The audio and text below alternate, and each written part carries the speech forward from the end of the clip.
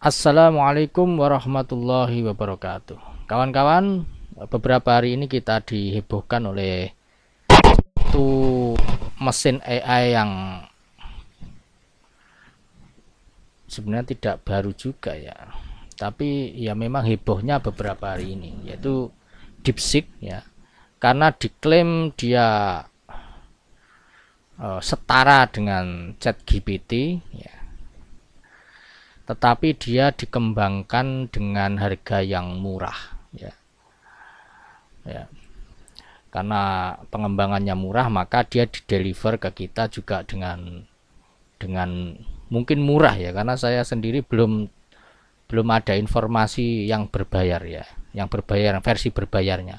Saya juga masih menggunakan versi murah. Tapi menarik tentang masalah ini ya. Jadi kalau sebelumnya era yang ketat persaingannya adalah era set ya, sosial media. Nah, sekarang ini kayaknya tempat pertempurannya jadi berubah, yaitu menuju ke pertempuran di bidang AI. Kan sekalian,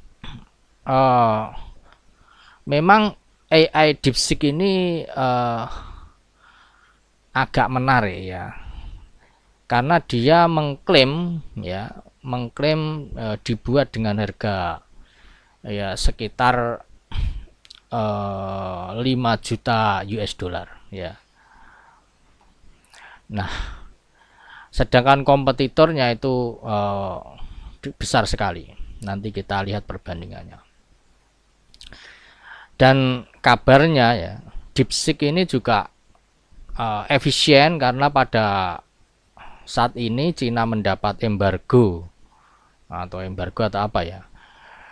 Yang jelas beberapa engine yang digunakan oleh AI, yaitu GPU Nvidia, itu memang tidak dipasok di China ya, sehingga China membuat atau menggunakan alat yang terbatas ya, atau mungkin nggak tahu ya apa yang digunakan, tetapi yang jelas ya, karena masalah ini alat yang digunakan oleh DeepSeek ini juga terbatas, tetapi dia mampu membuat sebuah karya yang fenomenal.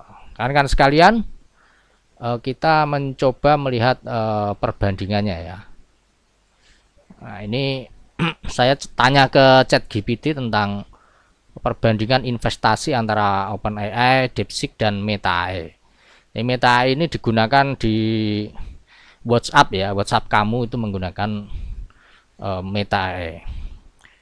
Jadi di sini saya mencoba untuk bertanya tentang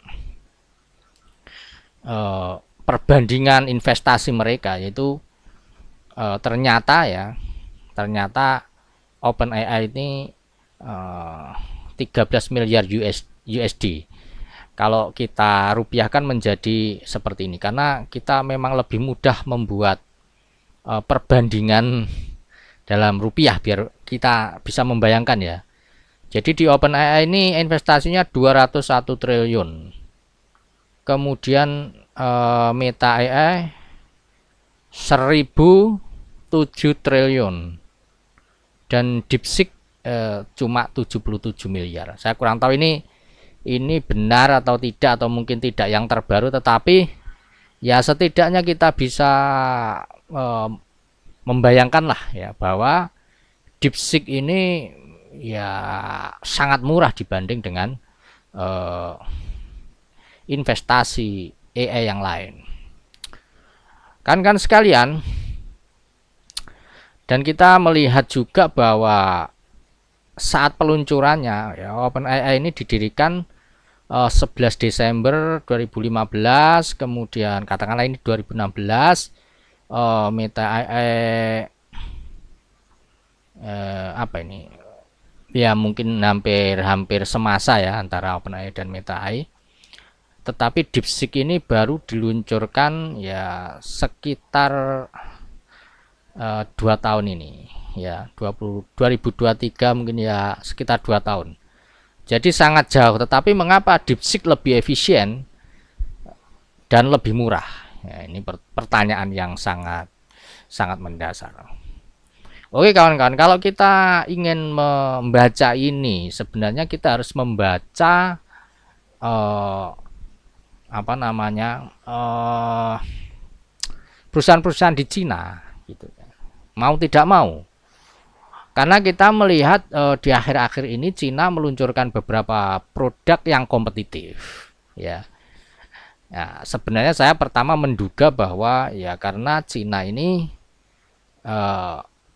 dia membuat sebuah produk yang dalam tanda kutip tidak original gitu ya.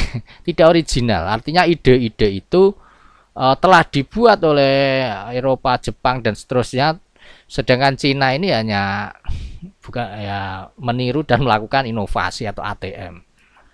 Ternyata dugaan saya ini tidak sepenuhnya salah. Saya mencoba DeepSeek untuk menjawab pertanyaan-pertanyaan saya ya. Oke, kita ke DeepSeek. Nah ini, saya tanya bahwa dulu produk Cina terkenal tidak berkualitas. Kita masih ingat ya, Mochin dan sebagainya itu dan lain-lain, ada banyak murah, terjangkau tetapi tidak berkualitas. Namun sekarang kelihatannya menjadi lebih baik. Coba ceritakan soal ini gitu ya.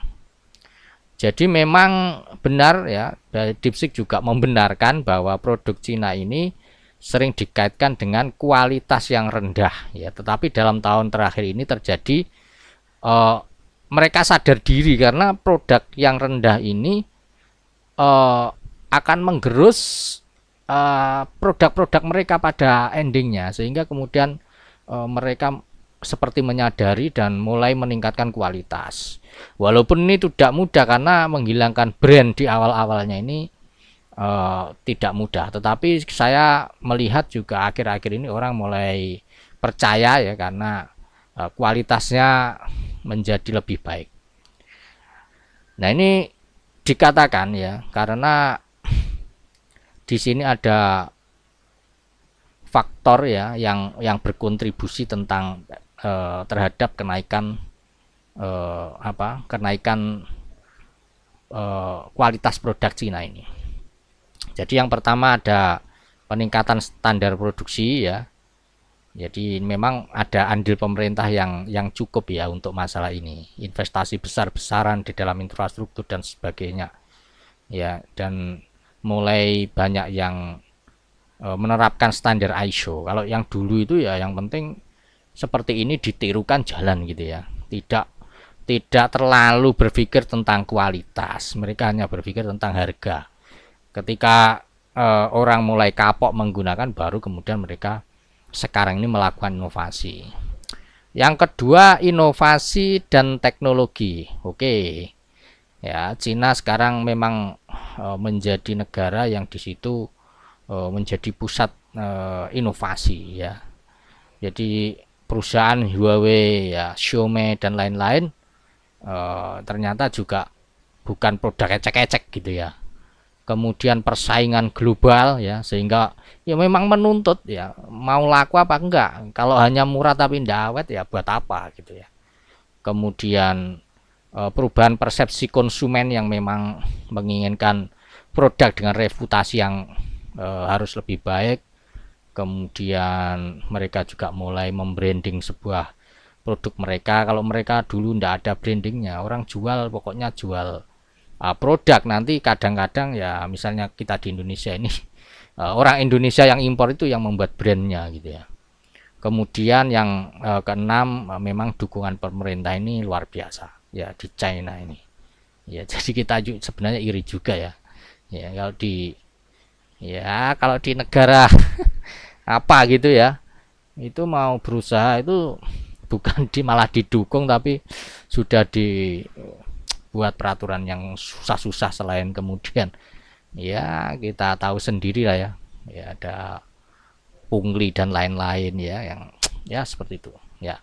Oke, kemudian saya bertanya lebih spesifik ya yang tadi saya curigai bahwa memang ya produk Cina ini bukan membuat ide ya, gagasannya biasanya bukan dari Cina.